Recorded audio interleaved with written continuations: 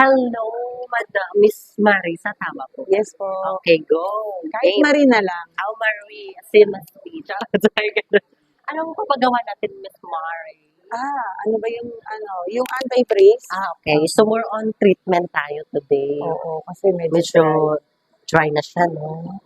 Sige. Tapos siguro, How about the color? Magkaano na din tayo? yung simple brown ba yun? Like parang ito-tone down natin. Yes Kasi po, medyo brassy na yung hair. kulay. Pero kaka-Brazilian ko lang last April 5 siguro.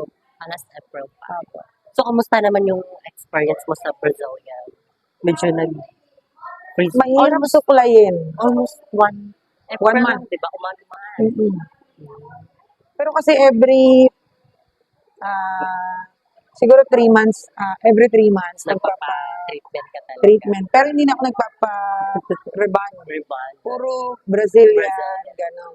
Oo, kasi sa hair mo din, medyo may nagpapa-highlights ka data before. So, Pero 3 years ago. 3 years ago. So, pero man, andito pa rin siya. So, mas maganda sa kanya, treatment talaga tayo. Ibalik natin yung mga nutrients na nawawala sa hair mo, kaya ganito siya ka-dry. So, sa color naman natin, siguro, wag masyadong dark, like parang i-refresh lang natin. Tanggalin lang natin itong pagka-brassy ng color. Okay. Siguro ma-achieve natin like mga ash brown, mga gano'n. Nasa ash tone pa rin siya. Sige. Which Pero is pwedeng maganda. makita. Sige, Okay. pakitaan kita. Sige. And then, magka-cut din ba tayo? Ayoko na sana. Kasi Siguro alataw trim lang sa dulo. sige. Kasi Pwede. yan ang tatanggalin natin later kasi ito yung medyo sasabit eh. Okay po. So, trim ko lang and then naka-layered pa rin tayo. Okay po. Okay, game. Huwag lang masyado mataas ang layer. Sige. Okay. Very soft lang. Okay Para po. tanggalin lang natin itong mga nasa ulo. Taga-Bulacan pa ako. Ay, tama. Diba? Ang layo pa. Sige, game.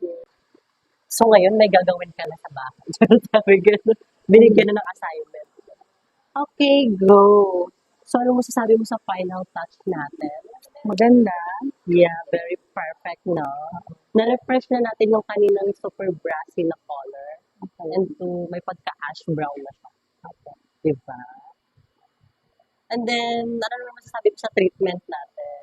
Maganda. Gusto ko. Nag-smooth. Lumambot yung hair. Yes. Malambot.